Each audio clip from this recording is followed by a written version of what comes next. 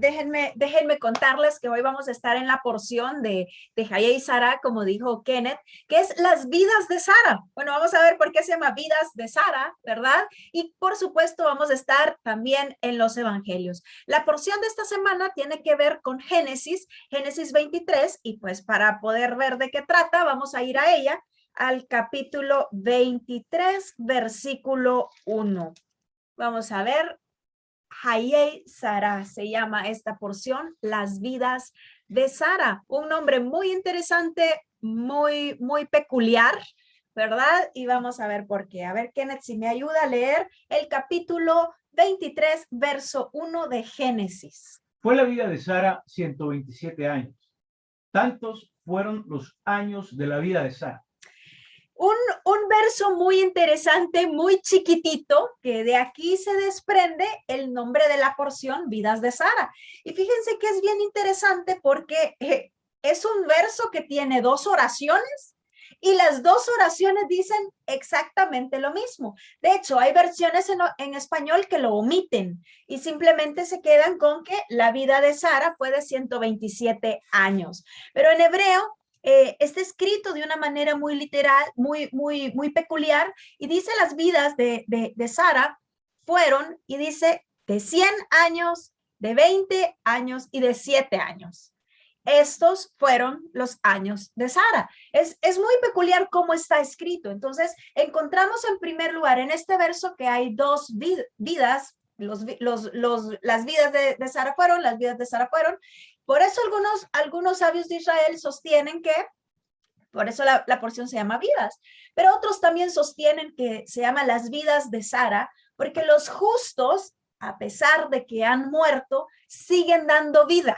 Es decir, sus actos de justicia siguen dando vida. Y de eso vamos a hablar ahora un poco, fíjense bien, de Sara. Hoy me quiero detener en Sara. Y quiero que tengamos una mirada hacia Sara diferente, quizá un poco más humana. Y quizás esto, particularmente en los países de Latinoamérica, nos cuesta mucho porque tendemos o a exaltar a la persona de tal grado que es una santa o a denigrarla de tal manera que es un pecador empedernido. Entonces, quiero que tengamos una mirada hoy un poco más humana hacia Sara, que de hecho la Biblia es muy interesante, que siempre nos va a poner a la persona en cuestión, ya sea un gran líder como Moisés, Eva, Sara, Abraham, con sus aciertos y con sus desafíos o con sus desaciertos. Es bien interesante porque nunca nos va a poner a una persona perfecta, siempre nos va a poner a la persona cuando ha fallado de una manera muy natural. Ahora, dentro del cristianismo esto es muy complicado verlo, porque como lo digo, o los tendemos a idealizar y santificar, o los tendemos a bajar y los llevamos hasta el infierno. Entonces, por eso hoy quiero que veamos la vida de Sara de una manera más humana, con sus aciertos y desaciertos, pero tomando en cuenta sus virtudes. No quiero que dejemos de lado las virtudes que ella tuvo. De hecho, fíjense que les contaba que este verso en hebreo está escrito de una manera muy peculiar. Las vidas de Sara fueron 100 años, 20 años y 7 años. Y los sabios de Israel dicen entonces, lo que pasa es que Sara cuando tenía 100 años era tan bella como a los 20, y cuando tenía 20 años era tan pura en su inocencia como cuando tenía 7 años. Entonces dicen ellos, por eso ella era bella. ¿Por qué? Porque logró unir tanto la inocencia de la niñez con la fuerza de la juventud y la madurez de la vejez. Y todo eso la llegaron a ser una persona muy bella. Y tomando eso, dicen los sabios, entonces Sara era una mujer muy bella. Ahora hay un midrash que se desprende de esta porción. En la porción anterior, justo es cuando Dios le pide a Abraham que saque a su hijo Isaac y que lo lleve para poderlo sacrificar. Y justo después, en esta porción, que es de las vidas de Sara, pero en realidad es de la muerte de Sara, nos encontramos con que muere. Y aquí entonces hay un midrash Y aquí nuevamente debemos de explicar qué es un midrash. Un midrash, bueno, es una historia que por ahí dicen, bueno, pero el midrash es cierto o es un invento. No importa si es verdad o si es mentira o si es un cuento. Lo que nos debe de tratar de llevar de hacer es enfocarnos en el punto de lo que la historia nos quiere enseñar. Entonces cuenta el midrash que el Satán vino donde Sara y le dijo, Sara le dijo, ¿ya sabes a dónde está tu esposo y tu hijo, Abraham e Isaac? Claro, le dijo, andan estudiando, andan en el monte. No, le dijo, tu esposo se llevó a degollar a Isaac. Cuando Sara escuchó eso, cuenta el midrash, murió. Me parece un midrash tan peculiar y tan interesante, que de hecho hay una escritora que me gusta mucho, una judía que se llama, de hecho, Ethel Barilka. Ella dice lo siguiente: Sara, una mujer fuerte que luchó, que vivió, que afrontó desafíos en el desierto, padeció hambrunas, pasó muchísimas cosas, como el que su esposo le dijera, decir que son mi hermana y que se la llevara el faraón 2 veces, no una. Afrontó todo esto en soledad, afrontó demasiados desafíos, pero ella dice, hay una cosa que no logró Sara afrontar, y es la noticia que su hijo estaba muerto. Y es que aquí vemos a Sara en su completa humanidad, si la historia fuese así, la vemos en su completa humanidad. ¿Qué le pasó? Un apego a su hijo le causó la muerte. Y es que ahora vamos a hablar de los apegos, de esos apegos infantiles, de los apegos destructivos, de los apegos emocionales que nos impiden crecer como persona o que nos impiden encontrar la felicidad. Un apego, ya vamos a ver qué es apego. Pero repito, al escuchar esta historia de Sara, peculiar desafío que, digamos, no logra afrontar, no quiero que dejemos de lado todas las virtudes que ella tiene y que fue, de hecho, el mérito de ser una de las primeras matriarcas del pueblo de Israel no es en vano. Es conocida como una de las mayores profetas, una mujer muy sabia, bondadosa, que, repito, sus obras de bondad nos siguen dando vida hasta el día de hoy. El apóstol Pedro decía, ustedes son hijas de Sara si hacen lo que ella hacía. Es decir, era tan vívida, fue tan bueno. Rashi decía lo siguiente: ¿por qué el verso dice, los años de Sara vivió 127 años vivió Sara? ¿Por qué dice Rashi dice esto? Dice, porque la primera frase va a hablar de la cantidad de años que Sara tuvo. Y la segunda frase va a hablar de la calidad que tuvo. Es decir, los 127 años que ella tuvo fueron igual de buenos. Es decir, al contar esta historia de ella, no estamos dejando de lado las virtudes, bondades y todo lo bueno que ella tuvo. Pero eso me lleva a los apegos. ¿Cómo podemos definir un apego? No estamos hablando del apego, del vínculo amoroso o afectuoso que nos lleva a tener con una persona. Me estoy refiriendo a los apegos destructivos, a un apego como una dependencia emocional, bueno, puede ser una dependencia hacia una persona, hacia un objeto o quizás hacia alguna situación. De eso vamos a estar hablando, de esos apegos destructivos, de esos apegos que me impiden crecer como persona y quizás me amargan la vida. De eso quiero hablar, y para ello quizás me va a servir un poco dos historias que pasó el cabalista Jesús. Así que le voy a pedir a Kenneth que podamos leer, nos vamos a ir a Lucas, no, perdón, a Marcos primero, a Marcos capítulo 10.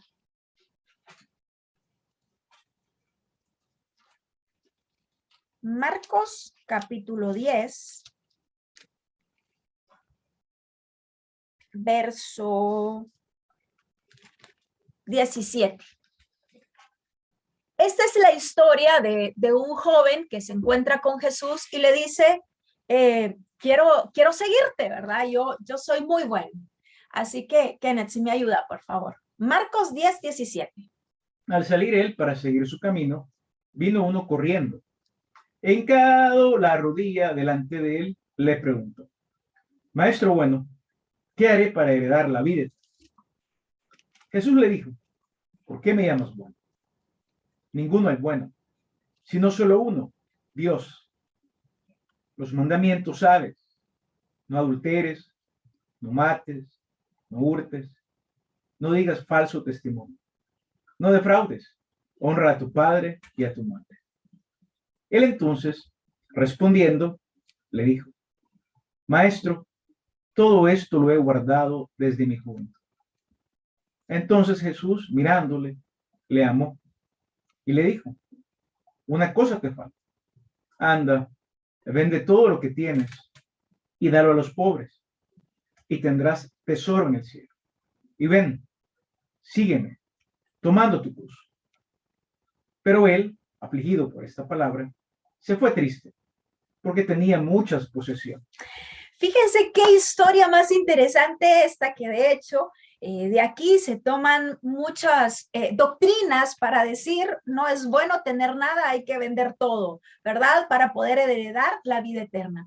Pero no es el punto que Jesús tiene acá. De hecho, si ustedes se recuerdan, Jesús tenía su tesorero, que era Judas, el que tenía la bolsita de dinero con el cual se sostenían. Entonces, ¿cuál es el punto de Jesús acá? El punto es que, bueno, él, conociendo más allá de las palabras y conociendo más allá, yendo quizás al corazón, ve las intenciones o ve el sentir de este joven. El joven viene y le dice, ¿qué puedo hacer para heredar la vida eterna? Bueno, sigue los mandamientos, le dice. Ama a Dios, ama a tu prójimo como a ti mismo, ¿verdad? No adulteres, no robes, no envidies. Y el joven le dice, es que yo ya hice todo eso. O sea, para él eso era fácil. Yo ya hago eso. Y Jesús le dice, bueno, entonces vende todo lo que tienes. Nuevamente, que el punto de Jesús acá no es deshazte de todo lo material, sino poder quizás ver que este joven tenía un apego muy fuerte a lo material. De hecho, otro, no recuerdo si Lucas o Mateo dicen, y se entristeció porque era muy rico. Marcos dice, tenía muchas posesiones. Y es que quizás uno de los primeros apegos que algunas personas pueden llegar a tener es en lo material. Pensar que necesitamos lo que tenemos para ser felices o para estar bien. Y de hecho, me va a ayudar un poco mi arbolito. Hoy ya lo dibujé para que no me quede tampando. A ver si se ve bien ahí. Si lo pueden ver muy bien. Fíjense bien. Tenemos acá bueno, esta sería una tríada, es decir, tres dimensiones. Sería la tríada inferior, que está acá. Está la tríada emocional, que sería la tríada de en medio, y la tríada superior, que sería la intelectual, y queda Malhut aquí la materia. Nuestras primeras necesidades, una de las necesidades básicas que tenemos como seres humanos, ¿cuáles son? Las fisiológicas, son las básicas. Necesitamos comer, comida, necesitamos techo, necesitamos vestido. Eso es lo básico, ¿verdad? Pero se nos ha hecho creer, no, tú necesitas más. Tú no necesitas solo un techo, tú necesitas el mejor techo. Tú necesitas la mejor ropa, tú necesitas, y comenzamos a llenarnos de apegos hacia cosas que nosotros pensamos que necesitamos. Y quizás eso estaría en esta dimensión de acá.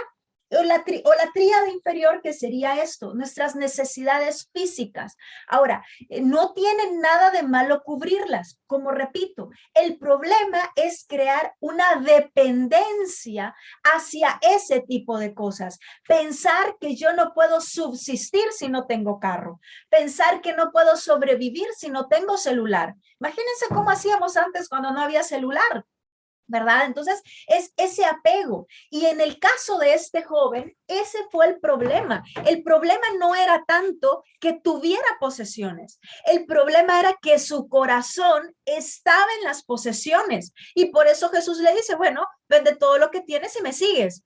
El joven decidió irse ¿Por qué? Porque era demasiado desafío lo que el maestro de Nazaret le estaba poniendo, porque su apego estaba en lo material. Ahora, veamos otro tipo de apego también. Quiero que vayamos a Lucas, hoy sí, a Lucas 9:57, que para mí quizás son los apegos más fuertes que podemos llegar a generar. Lucas 9:57.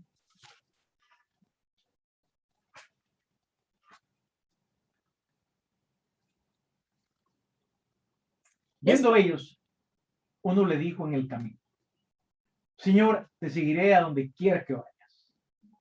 Y le dijo Jesús: las zorras tienen guarida y las aves de los cielos nidos, mas el Hijo del Hombre no tiene donde recostar la cabeza. Y dijo a otro: sígueme. Él le dijo: Señor, déjame que primero vaya y entierre a mi padre. Jesús le dijo: deja que los muertos entierren a sus muertos. Y tú ve y anuncia el reino de Dios. Entonces también dijo otro: te seguiré, Señor, pero déjame que me despida primero de los que están en mi casa. Y Jesús le dijo: ninguno que poniendo su mano en el arado mira hacia atrás es apto para el reino de Dios. Ok, otro verso muy fuerte y de hecho tiene que ver, fíjense, no tanto con el duelo, sino que tiene que ver con el discipulado, con el esfuerzo o con el esfuerzo o sacrificio, si lo quieren ver así, que requiere seguir en este caso a Jesús. Entonces viene el discípulo, y me quiero detener en el segundo, que le dice: yo te quiero seguir, pero déjame enterrar a mi padre. ¿Será nuevamente que Jesús está en contra de los entierros, de los duelos y esto? No, de ninguna manera. De hecho, si ustedes se recuerdan, cuando uno de sus mejores amigos, ¿verdad? Quien quería mucho, a Lázaro, él va al entierro, él va y llora por su amigo. O sea, ¿qué le está queriendo decir aquí? Que los muertos entierren a sus muertos. No es que no te importe, sino que, hey, momento, no puedes tener un apego tal, en este caso a tu padre, y luego querer seguirme. Tú necesitas desprenderte. Repito, no estoy hablando entonces, bueno, entonces no tengamos relaciones y despidámonos de padres, despidámonos de esposos, despachémoslos y ya no tengamos ningún lazo ni conejos, nada. No es eso. El punto es poder tener relaciones sanas, relaciones que nos lleven a un aprendizaje en el cual podamos nosotros ascender de nivel. Pero cuando una relación es tóxica, cuando una relación no me permite seguir avanzando en mi nivel, hay un problema. Hay un problema. Entonces, fíjense bien, el apego material, entonces, lo pudiésemos, bueno, lo podemos dejar aquí en Malhut, en la primera dimensión ahorita, y estaría el apego emocional, que aunque esta es la tríada de las emociones, esta es la que las manifiesta, digamos. Entonces, fíjense bien, Yesod es la dimensión de las personas, de la conexión, es el fundamento, pero es mi yo social. Entonces, el apego social es el apego familiar, ese apego, bueno, puede ser un apego hacia aprobación, pero eso sería otro. Pero el apego hacia las personas tiene esa dependencia, que si yo no tengo a esa persona, yo no puedo ser feliz. Si esa persona no está conmigo, yo no estoy completa. Si esa persona no está aquí, me siento triste. Es decir, nuevamente, no es que no nos entristezca, que no nos haga falta, es esa dependencia enfermiza. No puedo ser yo si la persona no está. Y es aquí donde quizás uno de los desequilibrios más grandes puede llevarse en la relación de padres e hijos. ¿Por qué? Porque estamos acostumbrados a dar. Salieron de nosotros. Estamos acostumbrados a darles. Y esa dependencia o ese apego que se genera con ellos, si nosotros no logramos hacerlo de una manera sana, es que nos puede llevar a la muerte, como el caso de Sara. Nos puede impedir seguir creciendo. Entonces, por eso quizá la importancia de poder ver yo necesito desapegarme, no solo de lo material, necesito desapegarme de las emociones que me pueden causar una conexión enfermiza. Entonces, en el caso de este segundo discípulo que llega donde Jesús y le dice, déjame enterrar a mi padre, como, mira, el problema no es que quizás tu padre acaba de morir. Bueno, algunos comentaristas dicen, quizás este discípulo incluso tenía a su padre vivo y le estaba diciendo a Jesús, sí, yo te voy a seguir, pero déjame que esté con mi padre hasta que él muera y yo luego te seguiré. Es decir, no puede haber algo antes, en este caso, para amar o seguir a nuestro Dios, pero que esas relaciones que quizás nos pueden encadenar y nos pueden mantener atados a una dimensión superior, no nos dejan fluir o seguir, son las que necesitamos cortar.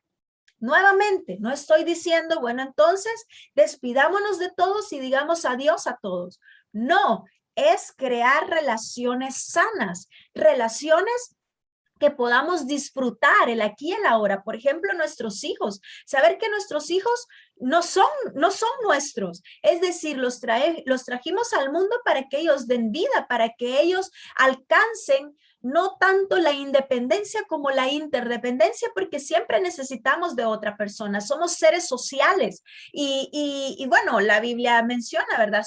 Dos son mejor que uno. El punto no es deshacerme de las personas, irnos a una montaña y hacernos ermitaños. No, necesitamos de las personas, pero necesitamos saber que somos plenos y somos completos estando conectados con Ein Sof, no necesariamente porque necesitamos de alguien. Y es aquí donde el poder conocer quizás esos apegos que tengamos nos van a ayudar a desapegarnos. El árbol de la vida nos ayuda muchísimo a eso, porque bueno, tenemos necesidades, las necesidades físicas, biológicas, las cuales necesitamos suplir, pero tenemos las necesidades emocionales y ninguna puede ser suplida por otra, las necesitamos. Tenemos necesidades intelectuales también y espirituales. Entonces, cuando nosotros logramos suplirlas, es que nosotros podemos ir ascendiendo.